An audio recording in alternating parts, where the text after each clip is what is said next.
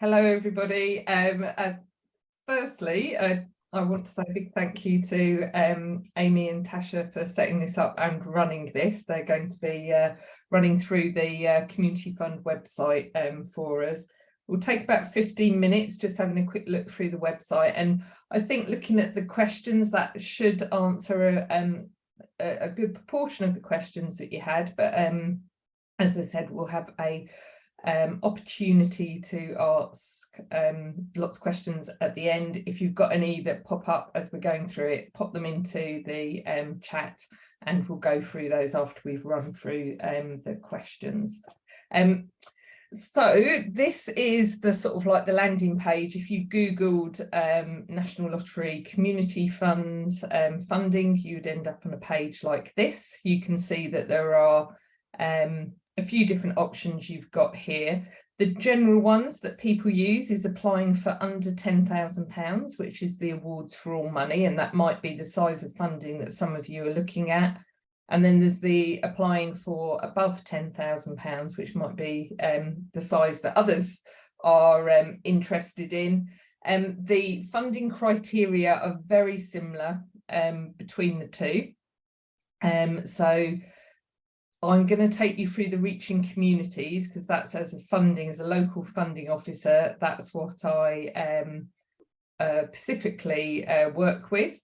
But just to be really clear that the funding criteria are the same for the two. You just obviously have to do a little bit less for when you're applying for under £10,000. So if we could just click on that arrow next to the apply for above 10,000.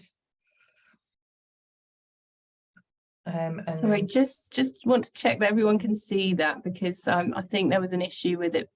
I can see thumbs up. Yeah, brilliant. And then if we scroll down there, we can see that there's a button for each of the different countries. So the programmes and the funding criteria are slightly different for the different countries. So if we click on England and then scroll down, so these are the funds that we've got open for above £10,000. You can see there's one there called Partnerships, which is effectively reaching communities, but it's if you're coming in for a group of organisations. But if we just click on reaching communities, again, the criteria are very similar for the partnerships.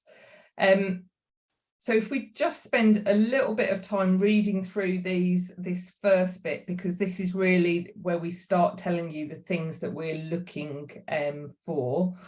So I will go through it almost line by line. So we are looking for organisations that work with their community, and by community that can be people living in the same area, or it can be people with similar interests or life experiences. So it doesn't have to be a geographical region that we are talking about by community. We're here to support communities, and when we say we're here to support communities, I don't know if people are aware, but the lottery was set up by an Act of Parliament. The Arts Council, the Sports Council, all of there's 12 funders that distribute those lottery funds. The percentage that we get and what we can give it out for is actually set by an Act of Parliament. So we have a little bit of leeway where we can look at how we give that out and where we specifically focus our time. But we are the community funder, as our name says, so we are looking at handing things out for community and for communities to do. So if you were looking at a sports project, for it to come to us, it would have to be the community. There would have to be a community focus on it, rather than it being a sports focus. If it was a sports focus, it would go to Sports England. So the next sentence there, a few people were asking about cost of living increases, and we can see there that it is specifically stating that we can fund things that are mitigating the impact of the cost of living, and we're still supporting communities to rebuild and grow after the COVID pandemic. And then the 3 bullet points under there, these are our main funding criteria. They are the same for Awards for All, they're the same for the partnerships, and this is building strong relationships in and across communities. So again, that can be a geographic community or a community of interest, improving the places and spaces that matter to communities, and helping people to reach their potential by supporting them at the earliest stage. So for Awards for All, you'd be looking to talk to one of those.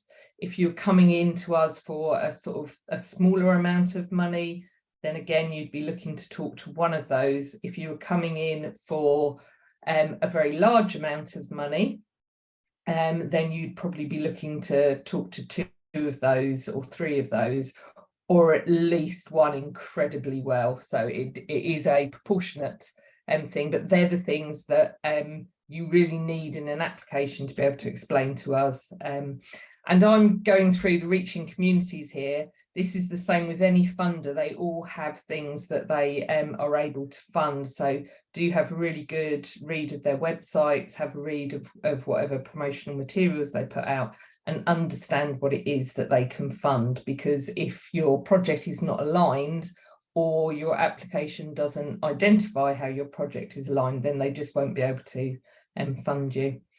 So if we can scroll down a little bit. So you can expect us to be flexible and responsive to the community needs. We used to be a lot, I don't know if people have memories of when we had application process, it was a lot more rigorous. You told us what you were going to do, and we, held to that. But now we know we're looking at longer term funding and shorter term funding. We can fund up to 5 years is our longest that we can do, but we can fund anything in between that.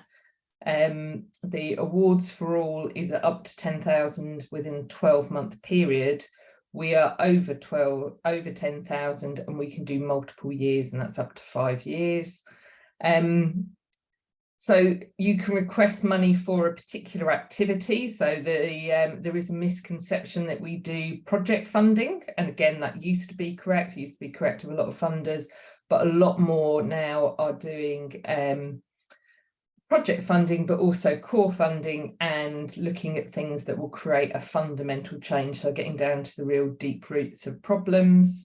As we've talked about, we can support a single organisation or organisations working together, and that can either be in an equal partnership or where one organisation is a lead partner. Supporting communities and organisations facing increased demands and challenges as a direct result of cost of living.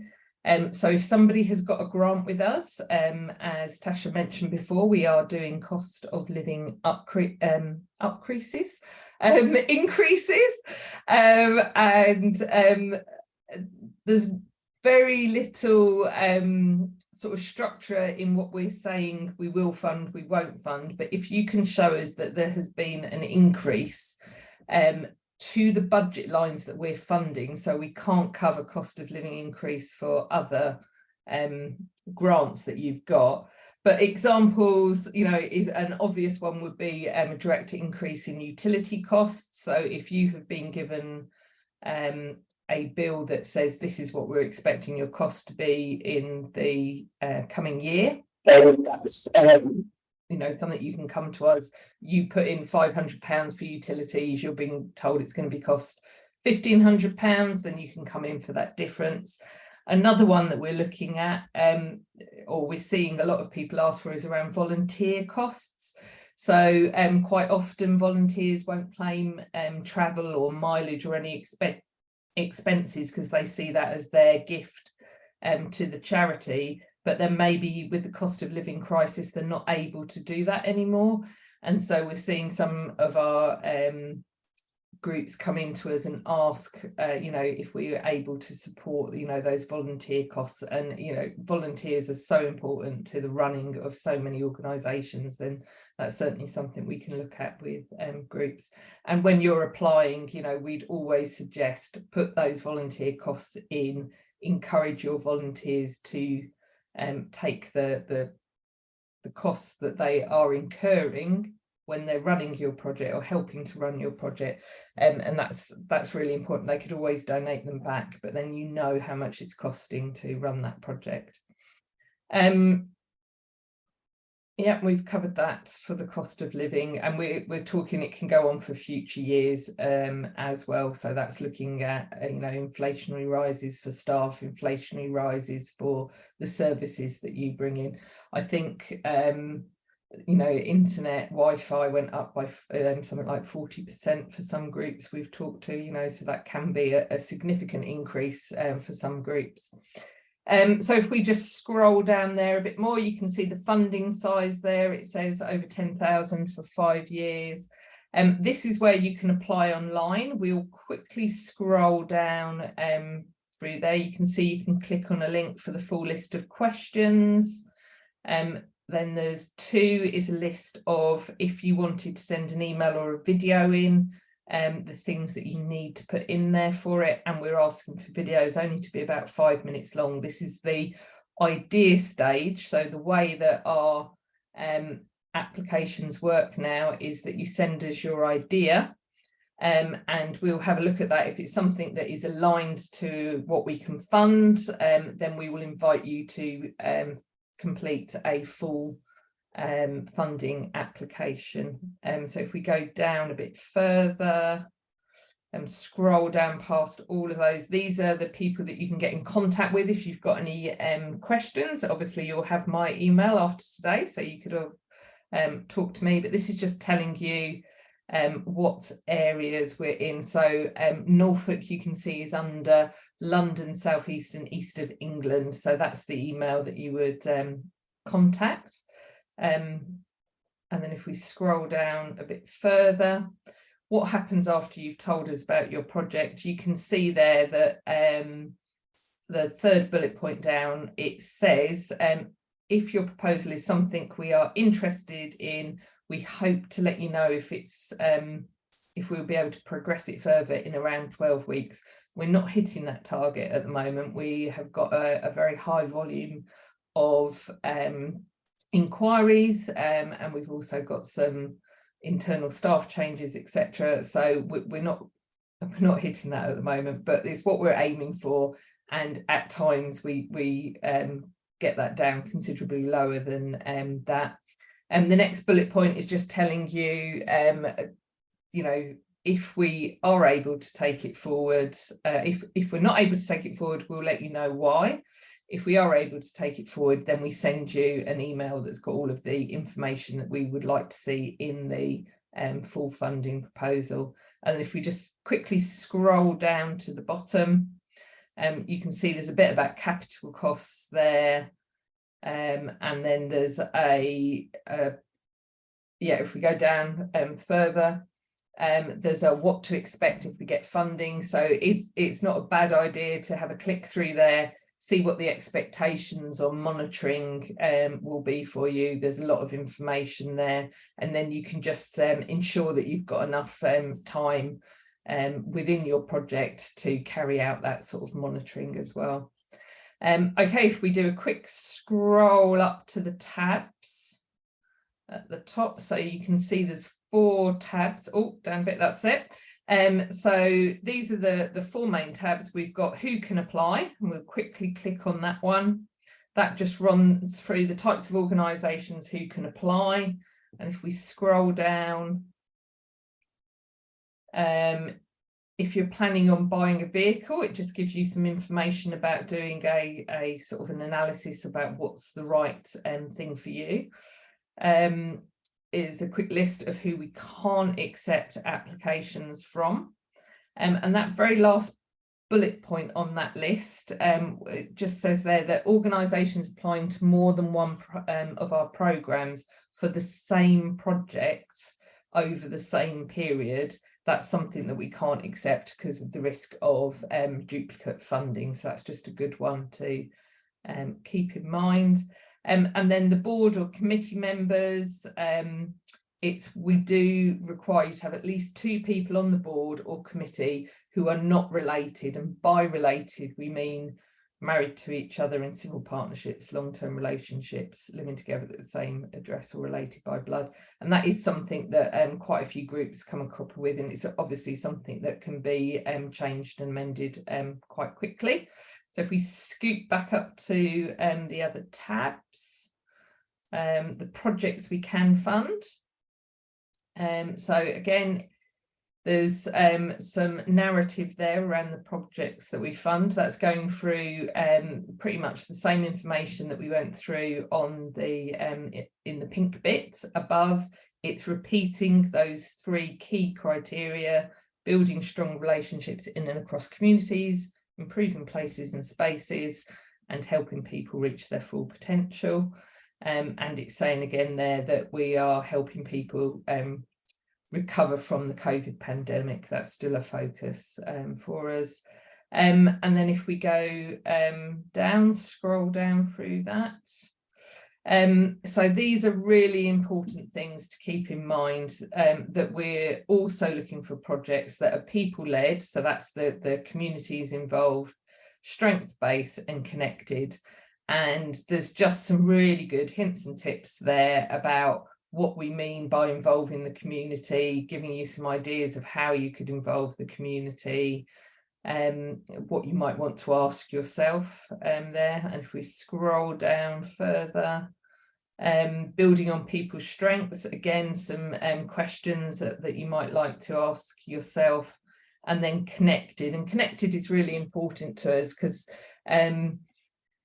we wouldn't want to see duplication, you know, so we're looking for you to reassure that what you're doing is filling a gap in your area.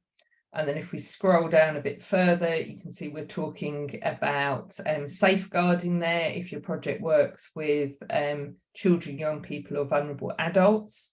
We're also looking at equalities, diversity and inclusion. And it's really important to let us know how you put that into practice. So it's not enough just to know that you've got an equalities policy. We want to know how that's actually brought to life within your project. And there's also a bit there about the environment. And there's a click through there, which we don't need to click through, but it just takes you to a document which is talking about how charities can reflect the environment within their projects. And then if we scroll back up and have a look at the final tab, what you can spend your money on. So again, this is just going through the things that you can spend your money on. It's talking about the direct project costs. It's talking about organisational development. We're very supportive of organisations who are looking to develop themselves. You can see the 3rd bullet point there is making it clear we do cover core costs now.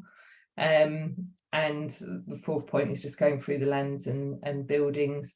If we scroll down to what we cannot fund, that's just running through the things that you would expect that we can't, nothing for private gain, religious activities, but it's really key to make the point that we can fund religious organisations if their projects benefit the wider community and do not include religious content. What else in there? We can't replace government funding, so we have an additionality clause that we have to look at with all of our funding. Any political or lobbying activities, things that you've spent money on already, that's a really important one. We can't fund anything, and most funders will be like that. And we can't put money into topping up reserves or loan repayments. So that's just good stuff to remember. And I think if we scroll down to the bottom there, that is all. You can see that there's at the bottom of each of those tabs, there is the British Sign Language page. If we go back onto the first tab, we were on the Apply tab.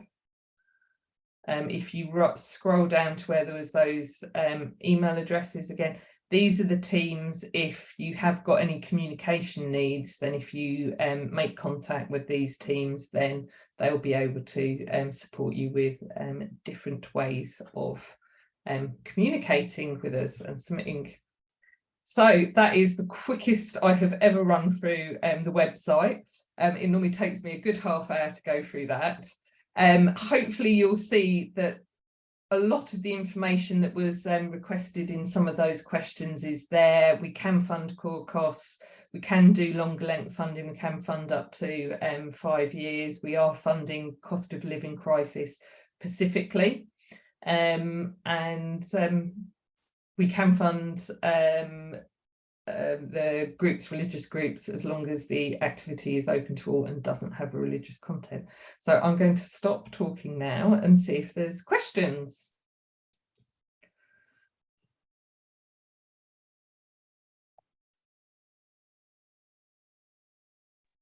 So there is a question in the chat there, Heidi. I don't know if you can see it from Tab. From Tab, yes. I've had a really, oh dear, I'm very sorry you've had a very negative experience. But first, they do count, yes. It's maybe not something you want to talk about here, but if you'd like to get in contact with me directly, Tab, then I can have a conversation with you about that. And I'm very sorry that you've had that experience.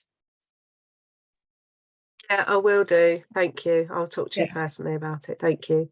Yeah, please do.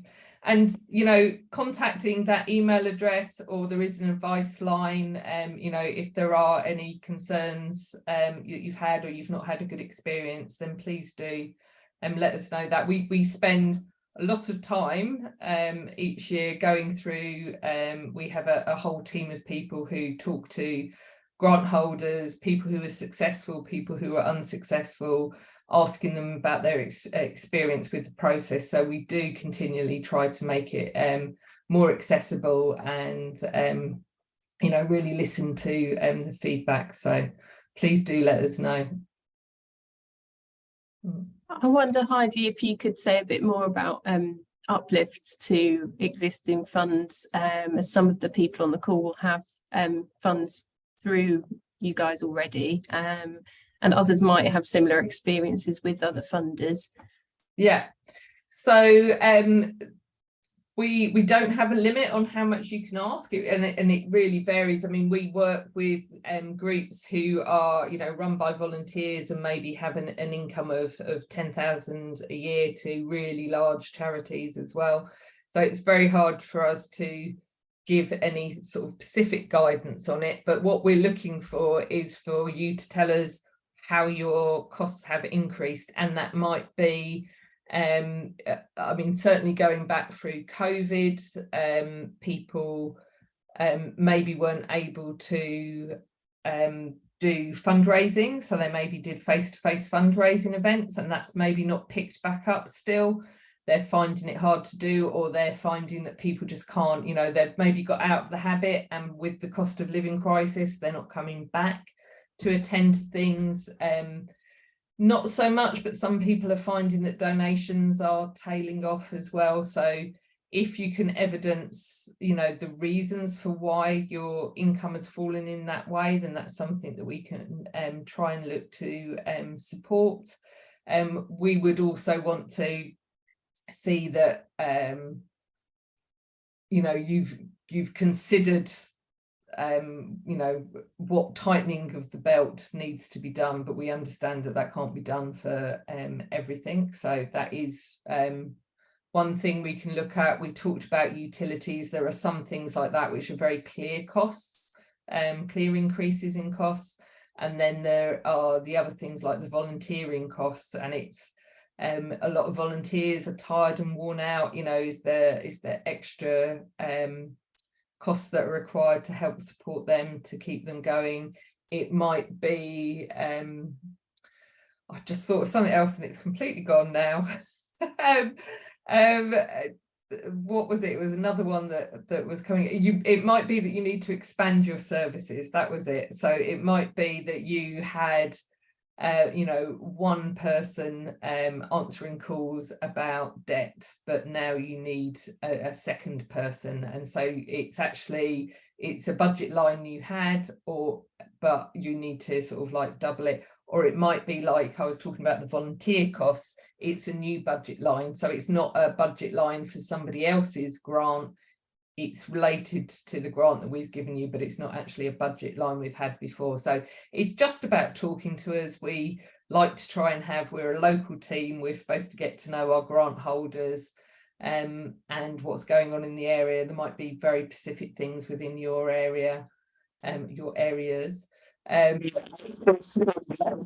that conversation with us. We are rather than having applications now, we are a sort of a conversational approach. So even if you do apply via the website, we can still have those conversations with you. Thank you, Heidi. We've got a couple of questions now in the chat. Amanda has said, hello Heidi, the RC guidance includes extensive info on evaluation tools which might be used, but could this be part of the proposed project that service users are supported to develop a tool that they're comfortable in using? Yes, it can be. If it was reinventing the wheel, then we probably wouldn't be up for that, but absolutely. I mean, there was one project that we were talking about this with recently, and it was a project to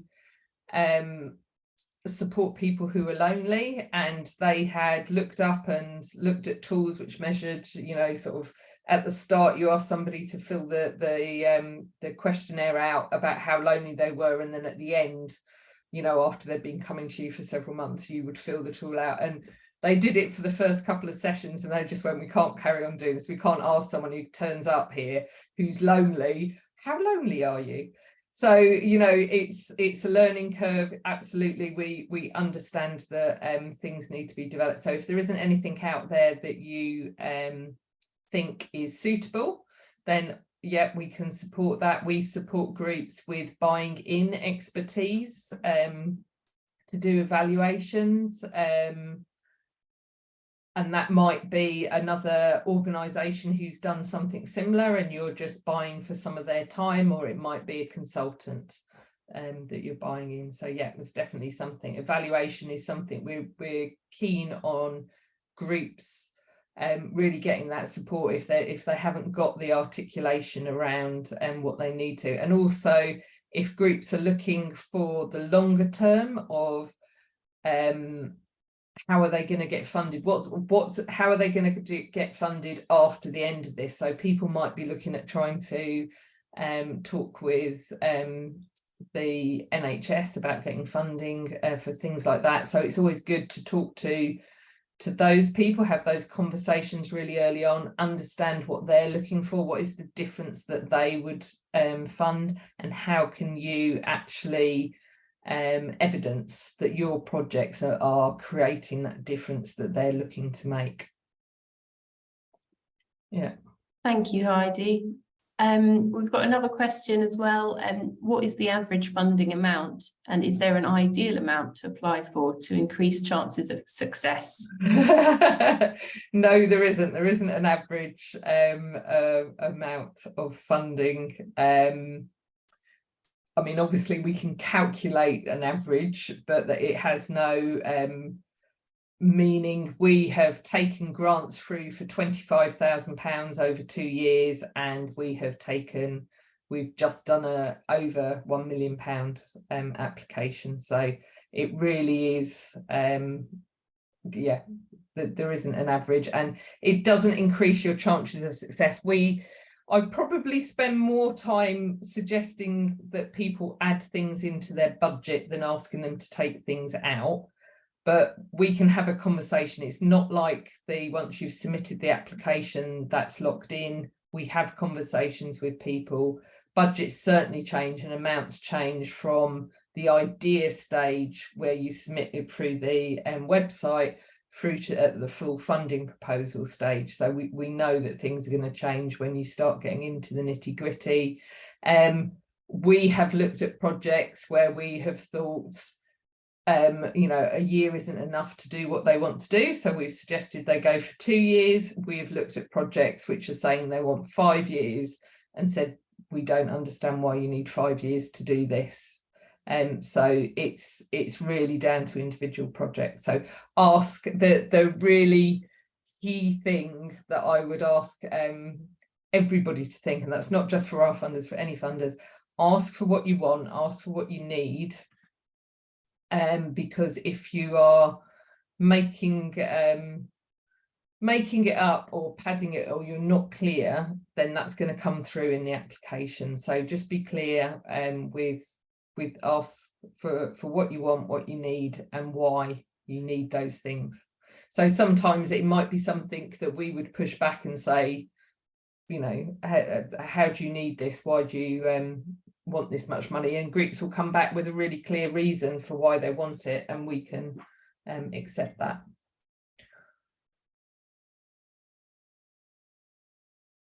What are we on now? I think you've got all the ones in the chat so far, Heidi. Yes, Scott asked a follow-up question, but actually you've answered that in what you were talking about. I'm just looking back at some of the questions that were asked when people booked, and can I just, there's two further questions that I can see, and there's one from Adam. I always I missed them. Well, no, I think you're saying I've answered them. I'm just checking. Yeah, so it's the strength of the project. Yes, Adam, I agree with that. And then user has asked, thanks. Point being, if I budget for a project at 100k and budget for a similar project but rescale, which would be more likely to fund it? Yeah, I have kind of answered that one. It really would come down to which it looked like, which you've got the evidence for, the need for, which one looks like it's good value for money. So I'd ask for what you need, what you want. You know, why would you be asking for 100,000? Why would you be asking for the 50,000? Yeah, it's trying to second guess is it's not, it's, yeah, that's a crystal ball. Yeah.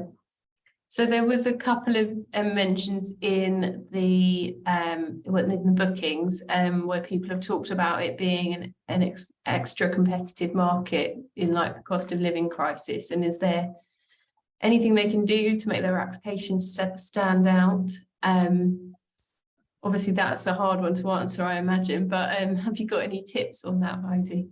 I have. At the end, Tasha is going to send out a top 10 reasons why applications fail. A lot of those points we've already covered off, and it is really have a look at that material that people, you know, whoever you're applying to funding for, they've spent a lot of time. We spend a lot of time on the wording and testing out the wording with potential grant holders on our website and on the documents that we send out if we invite you through to full funding proposal. So have a look at them.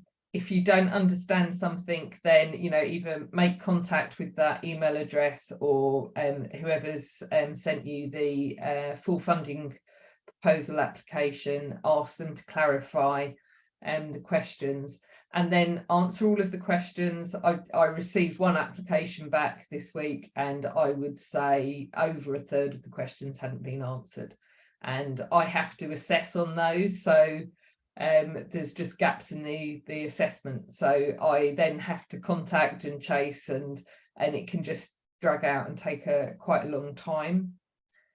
So answer those, have a look at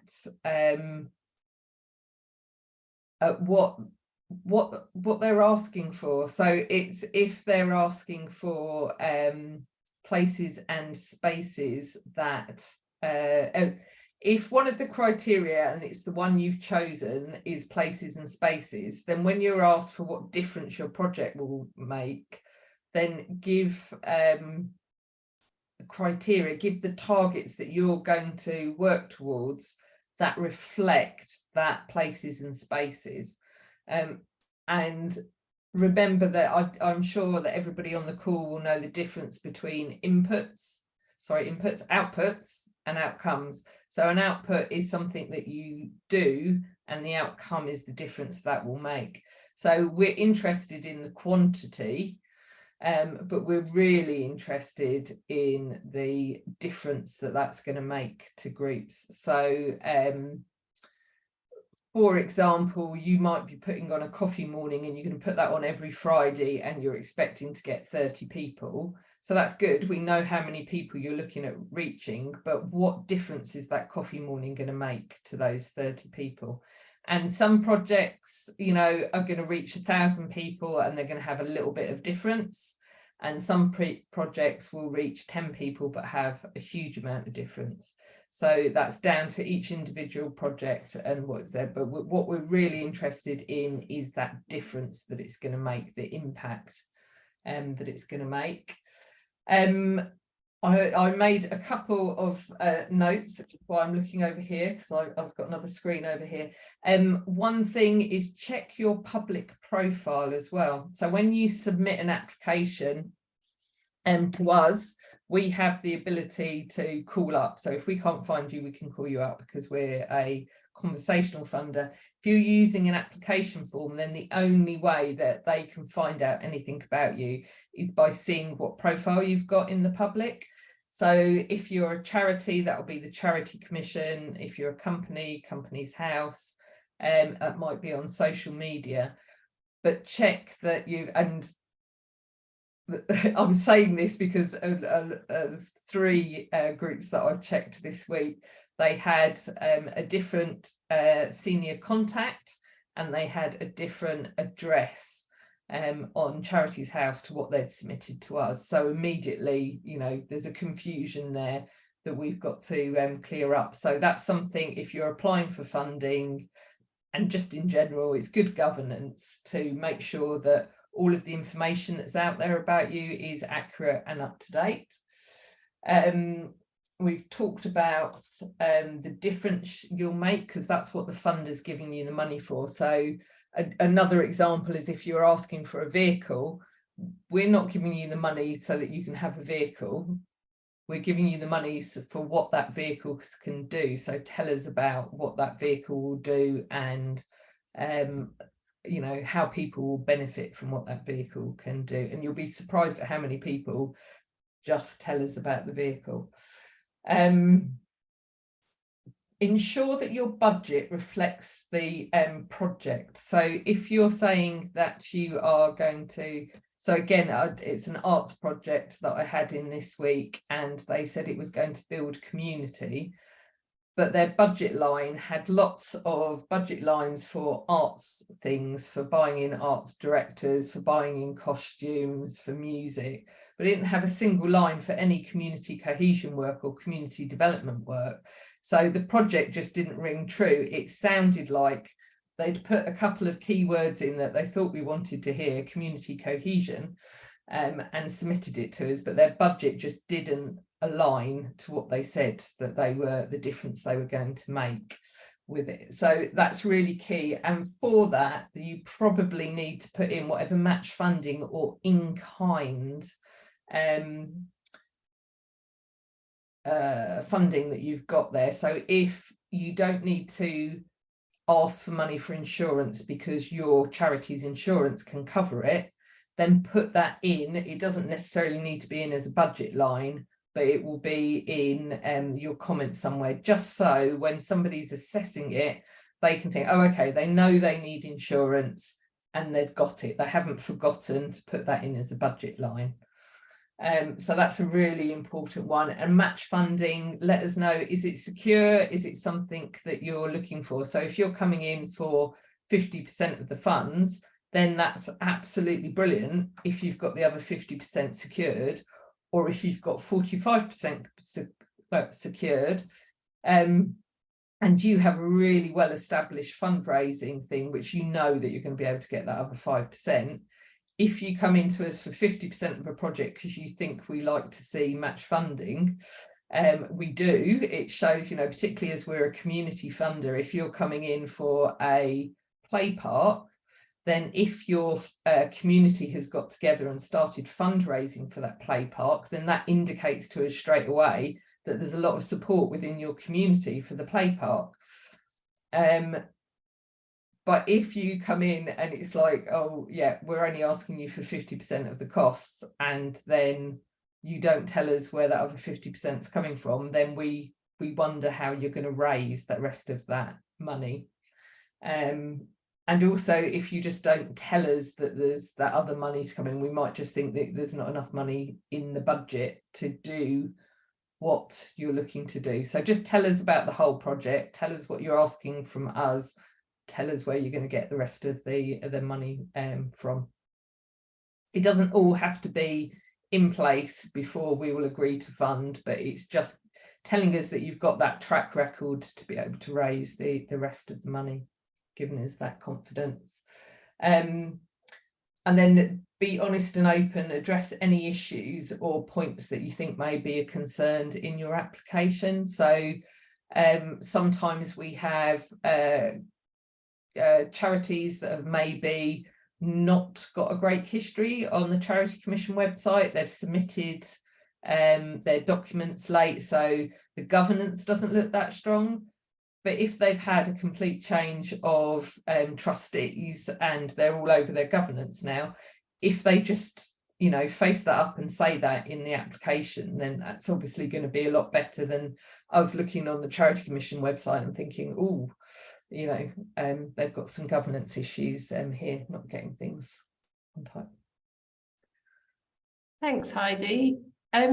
Just looking through the responses people sent earlier, I did notice a theme about language, and a couple of people had mentioned they were sort of worried about how to write those applications. What would you say to that?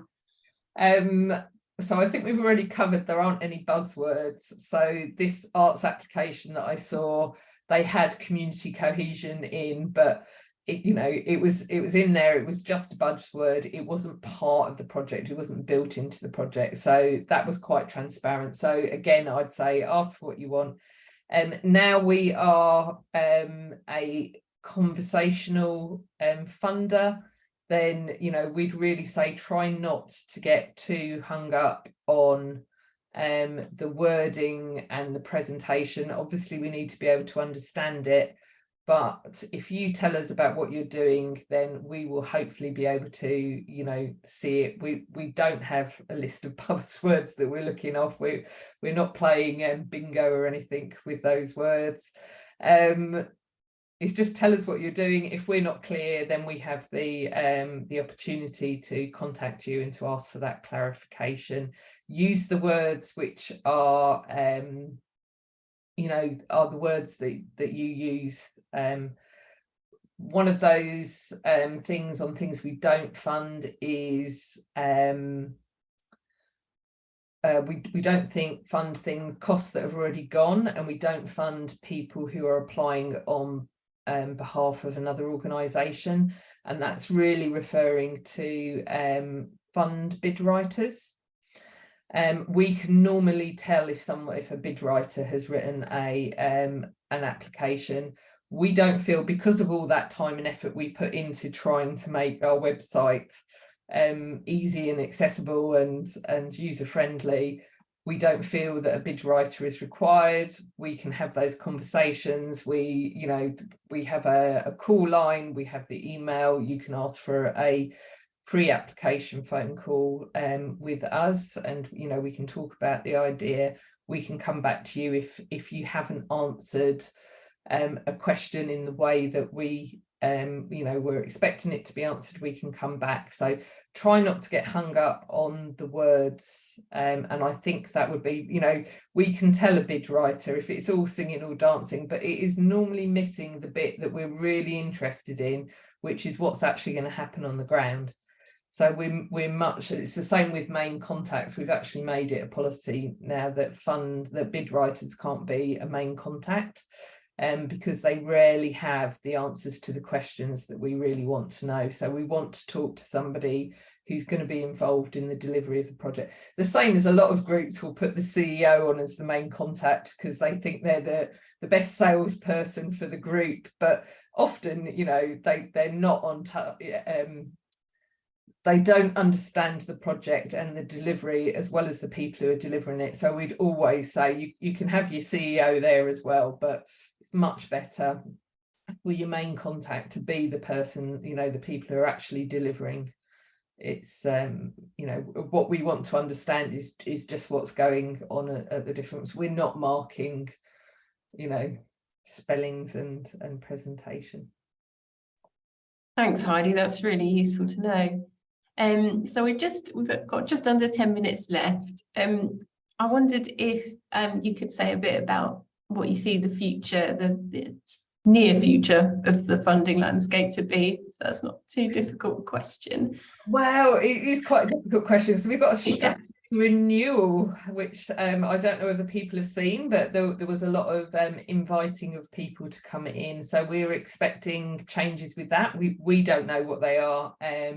We haven't been briefed on them internally yet. We are expecting potentially a different focus, a closer focus on cost of living, and yeah, we are hoping, obviously, as the local team, that the benefit of having somebody available to talk to, you know, groups individually and help them through the process and be available to answer questions. We've had a lot of really positive feedback from groups, particularly some of the groups who maybe feel that they're furthest from being able to, you know, engage with our grants. They maybe think it all looks a bit shiny and a bit corporate, and they don't feel how they can get in there, you know, being able to talk to somebody about a project. We still have to go through certain processes, but you know, being able to talk to people about that is very helpful. So we're hoping that that will continue, and that potentially even more resources will be put into that. There was a question that came in about the length of time that it takes for an application process start to finish, and it is just down to volume.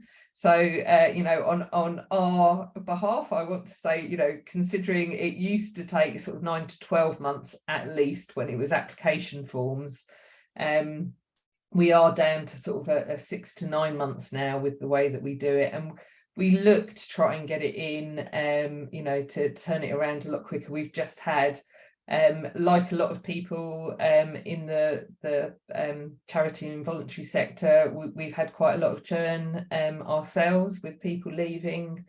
And so you're bringing new people in, training people up. We've got capacity issues as well.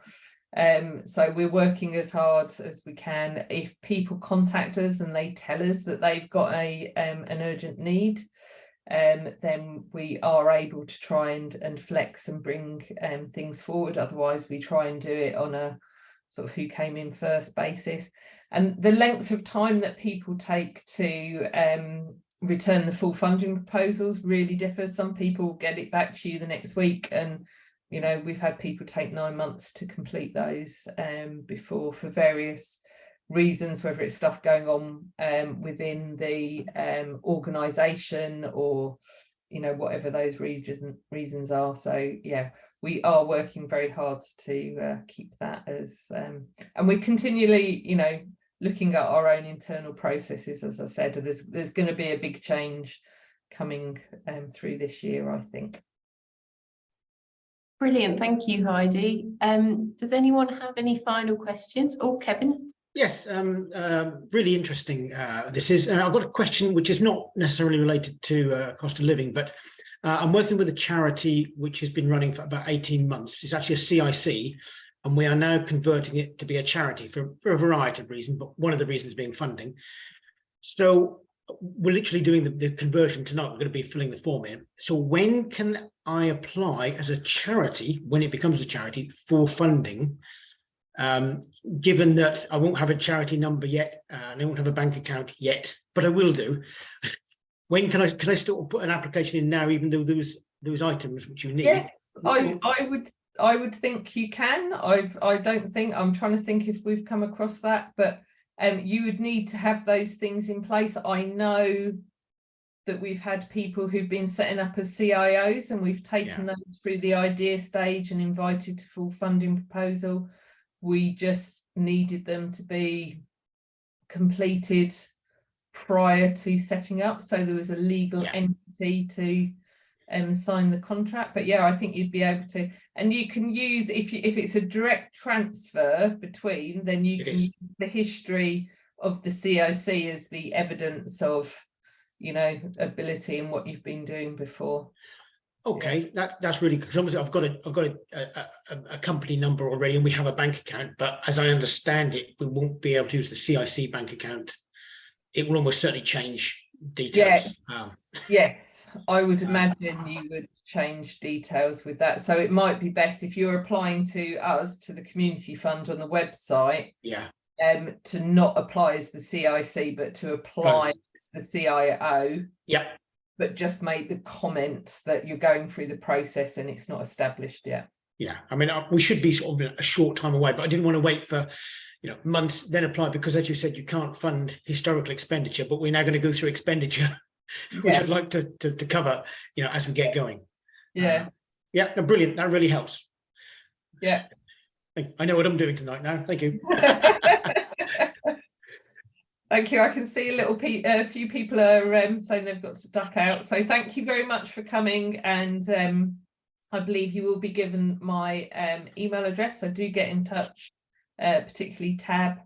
And I hope that you all appreciate the top 10 reasons that funding applications fail. And that's not specific to the community fund. That is just a general really good tick list to go through.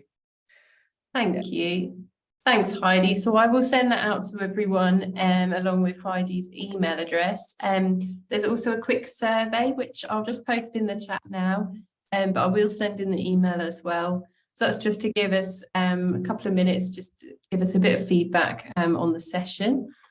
And thank you all so much for sparing the time to come.